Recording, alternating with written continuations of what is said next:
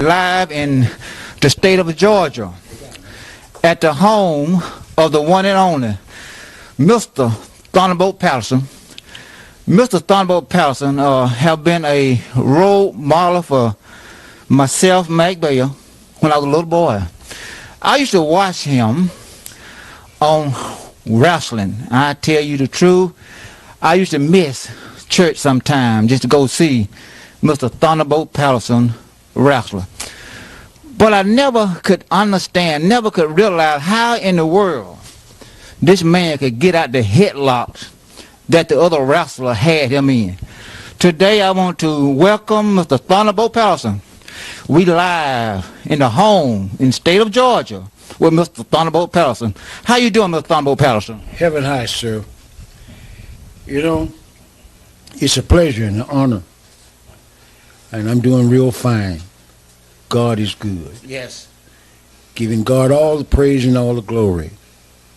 All these years, He have kept me. Mm-hmm. So you asked me what you want to talk about. Mr. Thunderbolt, tell me, Mr. Thunderbolt. First of all, I want to know, and we kind of looked at this here in the first interview. We talked about it a little bit. Mm-hmm. Now, you told me you started wrestling from your hometown. Waterloo, Iowa. Waterloo, Iowa. And you was kind of young. What your age was when you started? Well, I started YMCA 6. My mama sent me to the YMCA when I was a kid. Mm-hmm. Real little.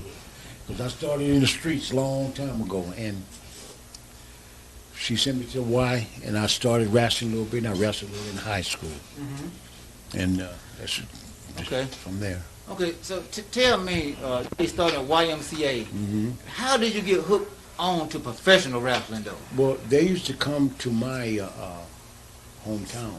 Okay. And wrestle every Sunday. And the KWWL was where they had the program on. Mm-hmm. And I just challenged them. Okay. They used to come to the Hippodrome, and I used to go out there and challenge them every week. Somebody, mm-hmm. I wanted to get into it. Okay. That's what I wanted to do. Okay, so tell me some of the stuff you went through when you had a professional wrestling. Tell me some of the stuff you went through in trying to climb the ladder in professional wrestling. Well, it was deep, man. It was deep. I mean, I'm just now really getting the clear understanding. Mm-hmm. Of the whole thing, because back at that time, I knew how to wrestle, mm-hmm. but I never learned how to play the game. Okay. Okay. And wrestling it's a business, okay. But it was always about wrestling, and what I couldn't grasp is how they was taking favorite individuals and individuals that could not wrestle, okay. And making superstars out of them. Mm-hmm. And I just couldn't grasp that. Okay. Because at that time, they didn't have nobody out there that could do nothing with me. Okay. So tell me, Mr. Thunderbolt Patterson, I always have wondered, as a little boy, mm-hmm. when they put you in the headlock, well, how you get out of that? Thinking before they get it, when thinking before they get it, and when soon as they would, I had a move, I could slip, I could just slip out of it, Okay. Mm-hmm. Then they always talked about my greasy head, mm-hmm. Talked about the hair and all, but I could slip pretty good out of. Okay. Now I've seen you wrestle in championship matches. Mm-hmm. It's been some while. Mm-hmm. I always have liked it for like Dusty Rhodes, Dusty Rhodes, Tony Atlas, and wrestle like that. I have always kind of looked up to them too, but you were one of my main ones looked up. Big Cat Ernie Ladd. Yeah. Okay. Can you talk about some of them a little bit? Well, you brought three names. Mm-hmm. I had to start with the first one, mm-hmm. and that's Ladd. Okay. Ernie was a good friend of mine. Okay. And I never will forget.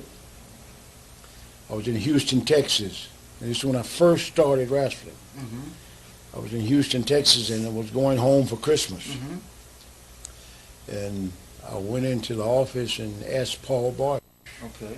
about when should I come back. Okay. And man, he told me I didn't have to come back.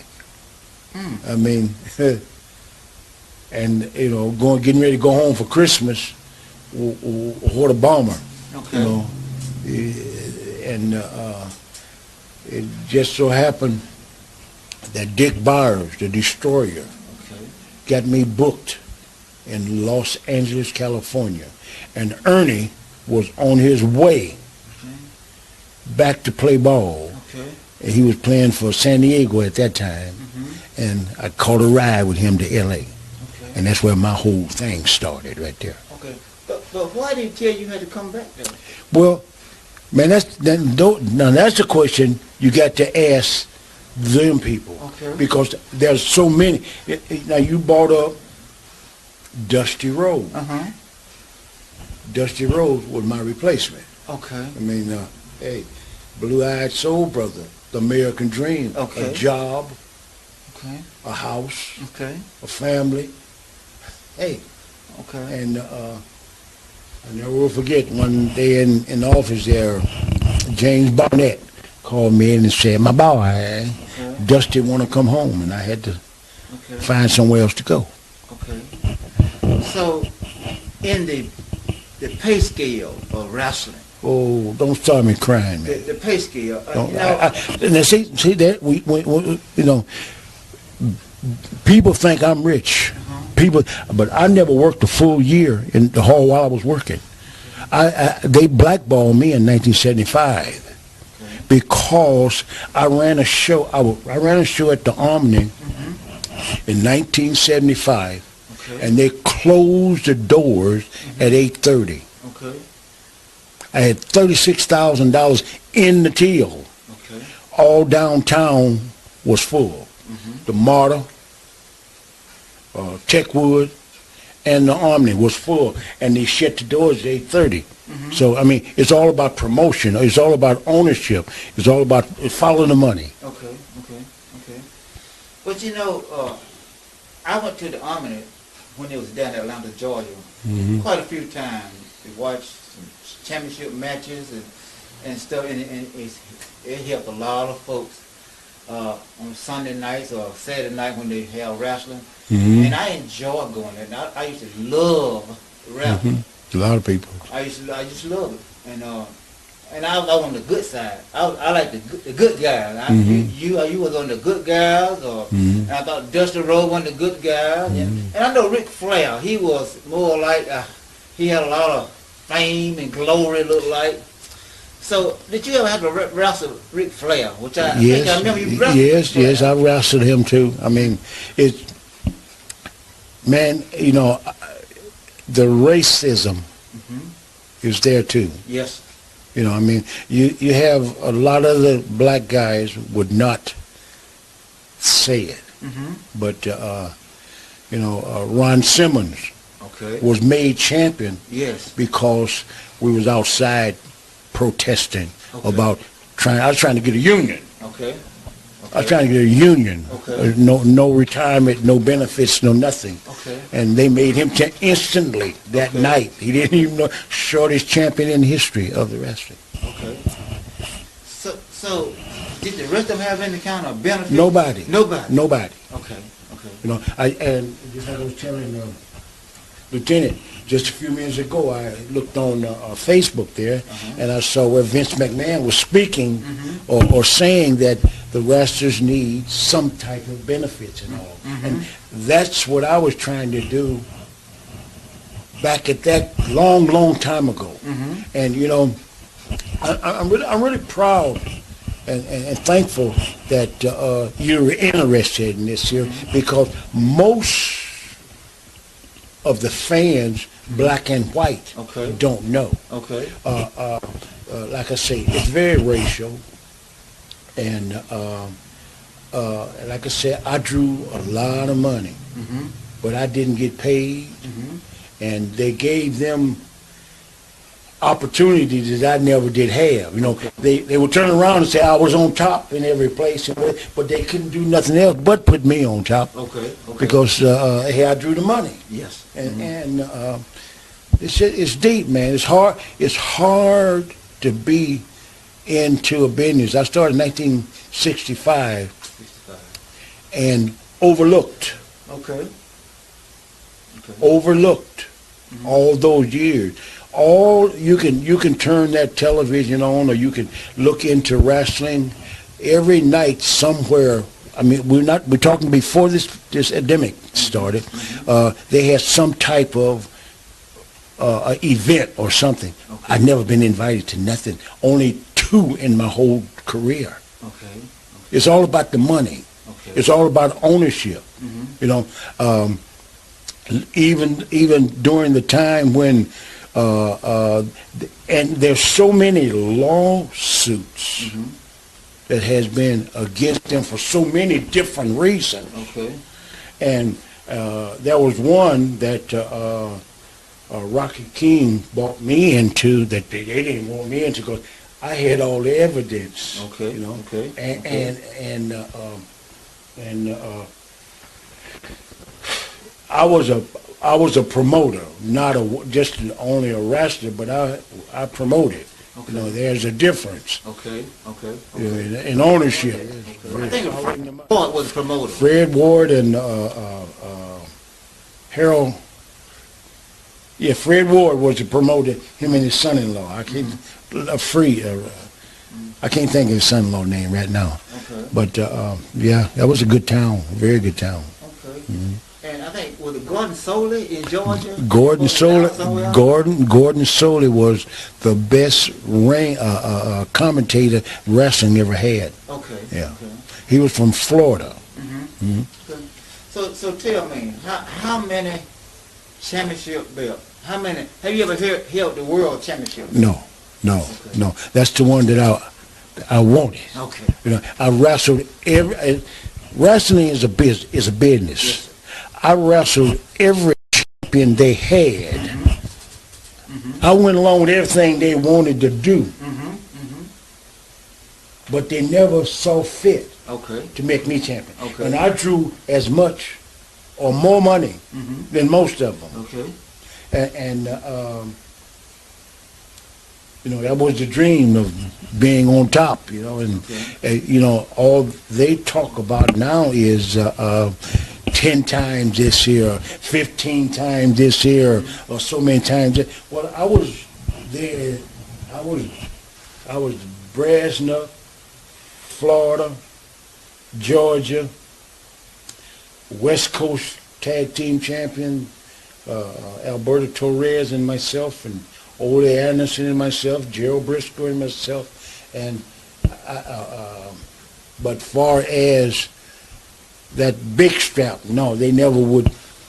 They would never let me have that. Okay. Do you feel like it's because of the color of your skin?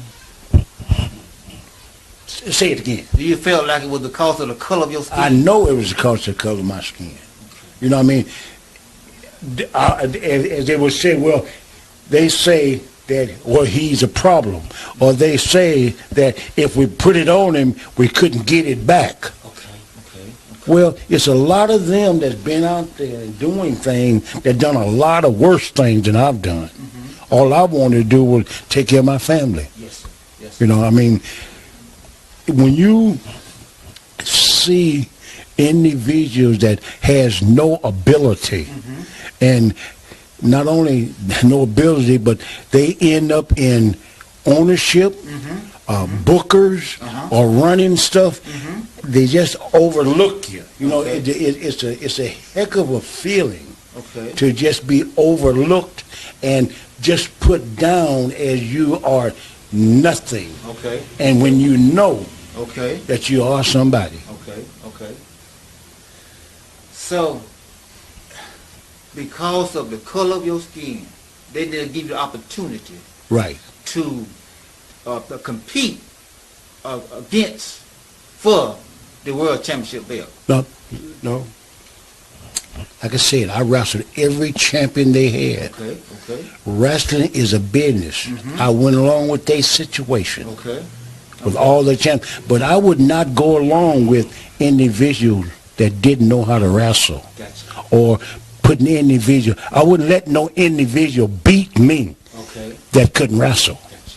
You understand what I'm saying? Gotcha. You know, I mean, and they didn't have nobody out there. I could have beat some of them. Okay. All them champions, I could have beat some of them, Okay. but none of them would try me, you know. Okay. Okay. I went along with the program, but I wanted to be a part of. Okay. Okay. Part of. So now, in any sport, you have to have training. Correct me if I'm wrong. Training. So you really start getting your training at an early age. At an early age, I got trained. I didn't go to college. Okay. I didn't finish school, Okay.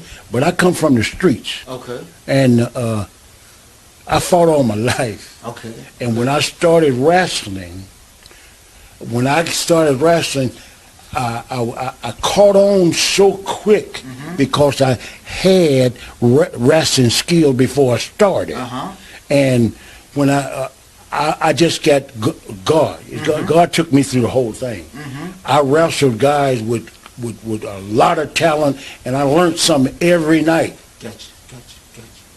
You know, I never will forget. I was sitting up here today watching the thing with Briscoe and all, and Briscoe was talking about how he was, you know, allowed to buy in. I never will forget. Long time ago in Florida, I went to Cowboy Lestro.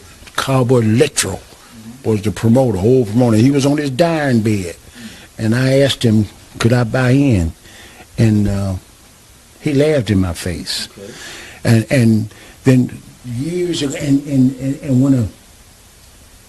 when I was inducted into the Hall of Fame in my hometown, Bill Watts, he was saying that you never finished school.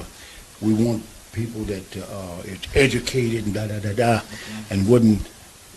For years and years, I couldn't get. But Gerald Briscoe said it took him 5 years for him to talk them into bringing me into the Hall of Fame in my hometown. And you know, it's just they pretend that they do things for blacks, but no, well, it's just like the country, man. We live in the United States. I mean, hey, it don't take no rocket scientist to figure out what's going on here. You know, I mean, it's following the money, and I mean, all of the notice all of the, like I say, I've wrestled all of the great names. Notice on TV or when anything that's going on, no one says a word about me. Out of sight, out of mind. And see, what you don't know, what you don't know don't hurt you. And see, people don't know. The wrestling promoters had took the wrestling business and went to Hollywood and also theatric, you know, so therefore fans has been mistreated. Buildings all over the country went before the virus went to the bottom. You know, and any place and every place that I ever was, I was no part of nothing going down. Everything sold out. And you know, I mean, regardless of how they felt towards me, it's all supposed to be about the money. Yes. So many white individuals, and you know, it's bad, man.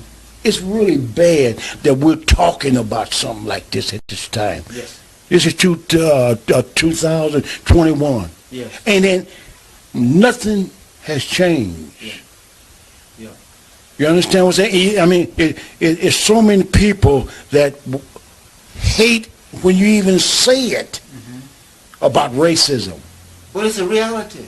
I mean, but it's there though. You know, they get mad. You know, it's mind-boggling to me. how people is just hateful for no reason at all, just because of your color.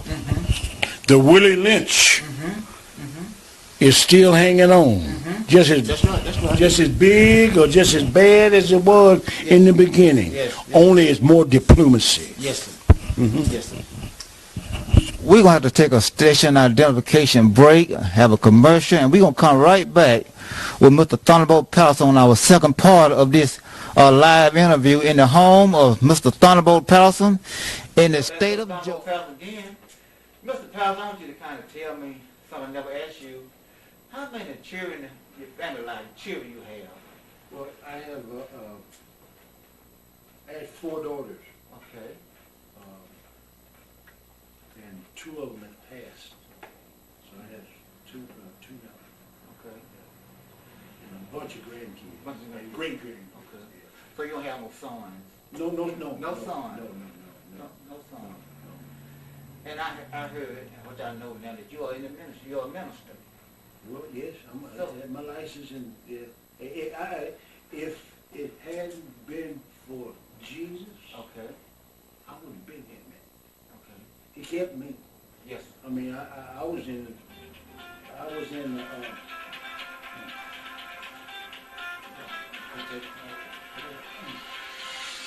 That the phone going on, right? And I got to find you. I want to messing up your interview. That's all right. That's all right. I was.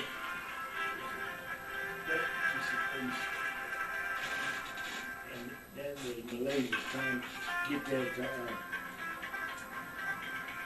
Cutting it off. That was Malaysia trying to get that number I was calling a while ago. I understand. And I'm sorry about that. So you're telling about the ministry? Oh, yeah. Since 2002. Okay. 2000. Okay. Yeah. And that's the only thing that kept me sane and understanding, you know.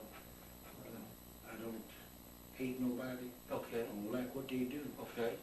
But God has kept me through it. Okay. And He's bringing me That's right. on. It's nothing wrong with disliking somebody's ways of doing things, but you can't dislike or hate the individual. Right. I don't hate no one. That's right. I am so thankful Mm-hmm. for everything that they have done Yes. to me, Listen. because God has brought me through it, Mm-hmm. and He ain't through with me yet. Yes, sir. You know, I don't like what they done, and I don't like the way they do black people. Okay. But you know, even in black people and family people, everything that they have done that I didn't like, Mm-hmm. it was doing me a favor. Yes. Yes. Okay. You know, So tell me, who licensed you as a minister? What pastor? What church licensed you as a minister? Grant Okay. in Atlanta, Okay. a fire. There's my license right there. Yes, sir. Yes, sir. Yes, sir. Right there, Mhm. see him right there? I see him. Mm-hmm. Chair, been so long, I can't even see it. Okay. You see, I see you him. can get it, read it if you I'm want to. looking at it right now. Yeah, that's right there on the floor. Certification of license. Yeah. Mm-hmm. And Yes. bring it up in. That one right there. No, the other. The one. Mhm. That's it. No, right to your right. The one To your that- right. that's it. Up. To your right. Next to right there's it right there. That's it. That's That's right it. there. Yes. There it is right there, sir. Yes, I see. You Mhm. can hold it up there, let the folks. Yes. Yeah, that's right. That's it. That's it. That's it right there. Certificate license. This is certified. All right. Yes, sir. All right. On the 18th day of March. Matter of fact, it's March now. And that's something. Year 2000. All right. That's a blessing. It is. Okay. God don't make no mistakes. Yes, sir. Yes, You sir. know, everything is for a purpose, Mhm. and you know, like I say, it's been a real good journey. Okay. Okay. A lot of understanding. Yes, sir. Meeting a lot of different people. Yes, sir. And like I say, seeing people come in and Mhm. go out of your life. Mm-hmm. Okay. You know, and understanding that they wasn't there for the duration, Yes, sir. but they were there just for that time period. Gotcha. You know, and that you can't be mad at people for moving on Okay. because they have different motives. That's right. That's You know, right. And I'm just thankful to be here myself. Okay. Let's go back to the Hall of Fame.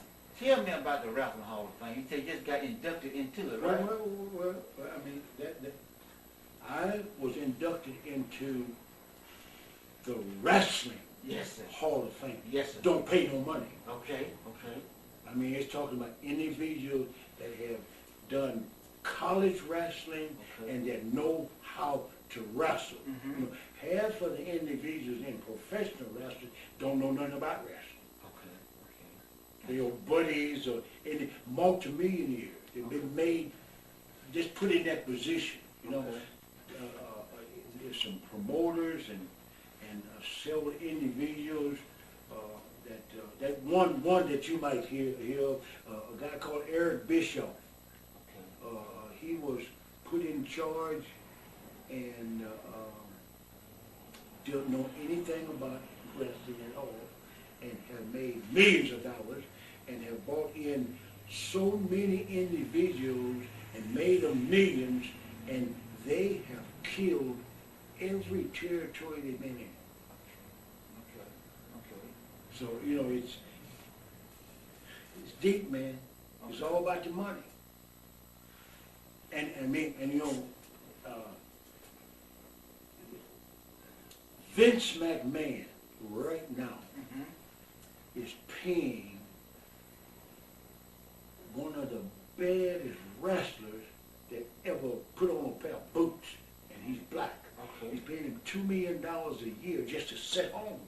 Okay. But then again, he uses individuals that with little athletic ability and blacks, and they will do what they say do. Uh-huh. They can't wrestle, Okay. but they're showmans. Okay. Are you understanding what I'm Uh-huh. saying to you? Understand. Understand. It's deep, man. It's deeper than deep. Okay. Controlling. Okay. Yes. You with me? I'm with you. I mean, see, the fans don't understand. They like individual people, Okay. and they don't know they can wrestle or not. Mhm. But see, I wouldn't put nobody over that couldn't wrestle. Okay. Okay. Mm. So, and I'm moving on a little further. There's another wrestler I want to mention that you watch. Abdullah the Butcher, as a young boy. I used to watch him. Well, you know, I tried to, you know, listen to me, man. I told every black wrestler what I was doing. Yes. It was all about retirement, Yes. treating you right. Yeah, I mean, if you got ability, fine. Mhm. Abdullah had a lot of ability. People hated him, drew a lot of money, but he done whatever they wanted him to do. You understand? And I mean, you know, you talk about black belts and this and so forth, you know, but he uses a fork. You understand what I'm saying to you? Okay. You know, and Abdullah done what he done, Okay. and to last as long as he did with him, it was quite an accomplishment, I guess. So how many years did you wrestle before you stopped? I started in 1965, 65. but like I said, I never wrestled a full year the whole time. All right. More like what, part-time Well, wrestling? well, I know I was supposed to be full time. Okay. I left it full time, but from 1975, Mm-hmm. after 1975 is when I ran that show. Okay. 1975, I bought time on their show Okay. and would have sold the Harmony out, but they closed the doors Yes. because I wanted to be a promoter. Yes. I know the side of wrestling that they do wrong. Okay. Okay. They don't, I mean, all they want is black people's money. Okay. And that's, you know, you understand what I'm saying? Mhm. They use, it's deep, man. Yes. It's deep, Yes. it's deep. Now, you know, it's, it's deep, man. Yes, I understand. I understand. It's just, you know, I just couldn't go along with that. Yeah. Because I wanted to, you know, and as long as you keep your mouth shut, they're all right. I wasn't brought up that way. Okay. Okay.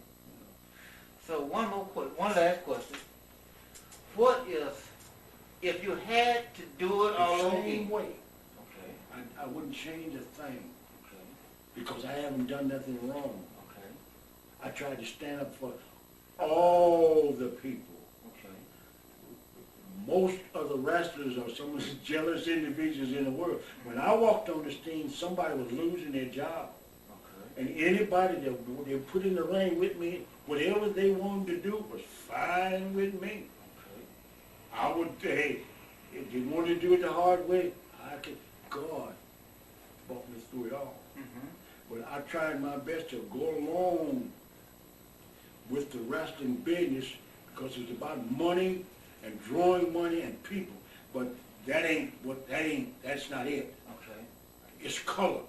And when you see them use, look, Vince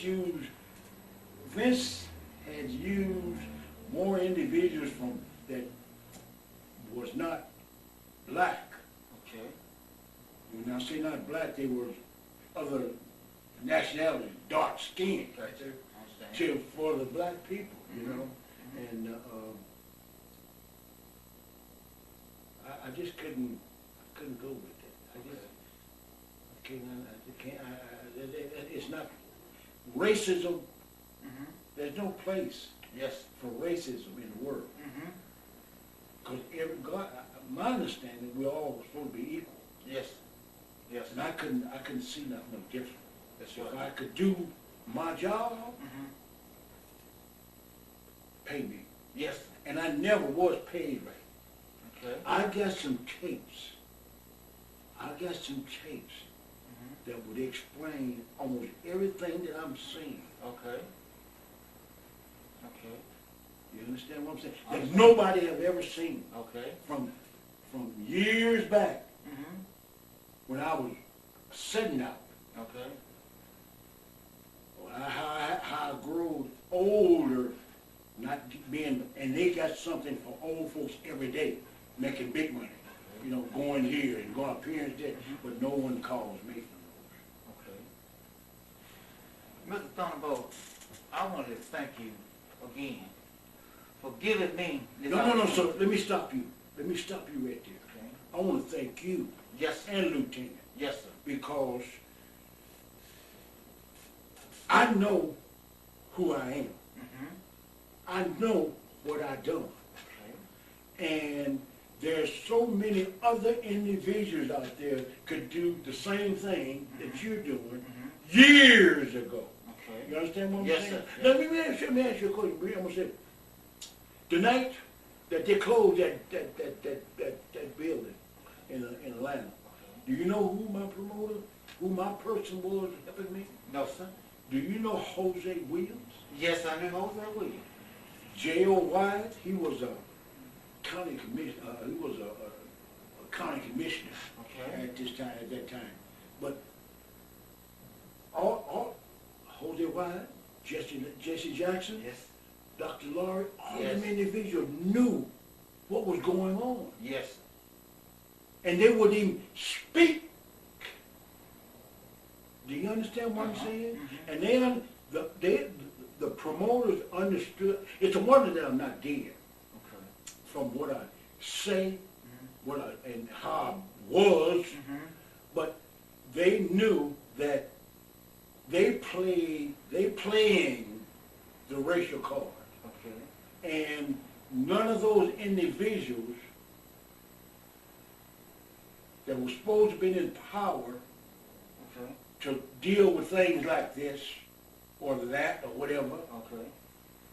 never would even write a letter or mention anything to them. Okay. Do you understand what I'm I saying? understand. So there was no reason, I guess, for them to kill me, because they know they wasn't letting me make no money. Okay. Are you following me real Yes. good? Yes. Yes. See, understanding is the greatest thing in the world. And this racial thing, all of the stuff you see, they got everything documented that they have done in the racial, segregation, slavery, but they won't even confront it. I mean, the Supreme Court, they won't even, when you talk about racism, what is that? Ain't no racism. You ask Bill Watts about racism today, or you ask Eric Bischoff, or you ask one of them Crockett's or something. There ain't no racism. You understand what I'm saying? I understand. But every day, and all of them black people, you know, and you mentioned Abdullah a while ago.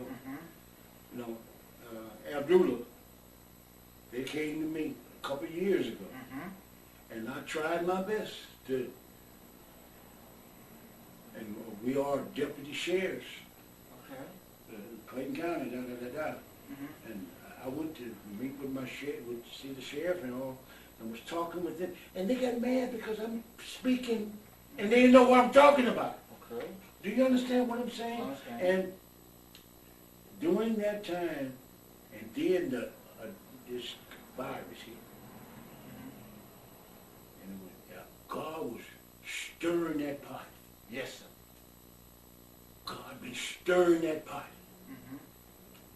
giving it all back, making a change.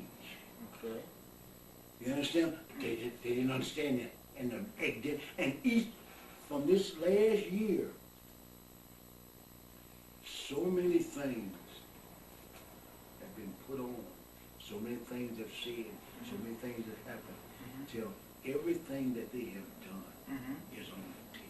Yes. Yes. Every wrong move they made is on tape. Not only with me, Yes, but other people. Yes, you sir. know. Yes, sir. But I was the example. I was made the example. They're paying individuals to do just what we're doing right now. Yes, sir. To say that there's no and one you brought up a while ago, Tony Ellis is one of the biggest ones that is. And I heard him lying this morning. You know what I mean? Just for whatever. I can't say what reason other than money. Okay. Are you following me? I follow you. So, I mean, hey, God got it. Okay. And again, thank you No, thank you. for giving me this opportunity to interview you again. Because as I started, as a young boy, you say you thought back when 65, I believe 65. I was born 61. So I was a little lad Just a baby. when Just a you baby. started wrestling. God's gift. Yes, Baby. yes, sir. And sir, and let me tell you this. Yes. Let's see this here. See, that's one of the things they want. They try to tell you what to believe, what to do, who doing this, Yes, sir. and who doing that. Yes, sir. And you're supposed to believe it. Yes, sir. And you have been seeing the same thing. Everybody's seeing the same thing. Okay. But people got different opinions. Yes, sir. Yes, sir. And they're entitled to them. Yes, sir. But they have been controlling our minds as black people Okay. for 500 years. Long Willie Lynch said Okay. it would happen, they could do it for 1,000 years if we don't wake up. Yes, sir. And when people are trying to tell them how to wake up, look how they shut Farrakhan down. Yes, sir. You understand? When you're telling the truth, they shut it down, out of sight, out of mind. And too many people are bold enough to put it out. Yes. So that's why I thank you. Yes, sir. And I thank my friend over there. Yes, sir. My friend over there, man. Deep, man. Yes, It's deep indeed. Yes. Thank God for Jesus. Yes, sir. Yes, sir. And again, we want to thank everyone for tuning in today, watching this live interview of Mr. Thunderbolt Patterson. We're at the home of Mr. Thunderbolt Patterson in the state of Georgia. Until next time, let's everybody stay blessed, and we will see you later.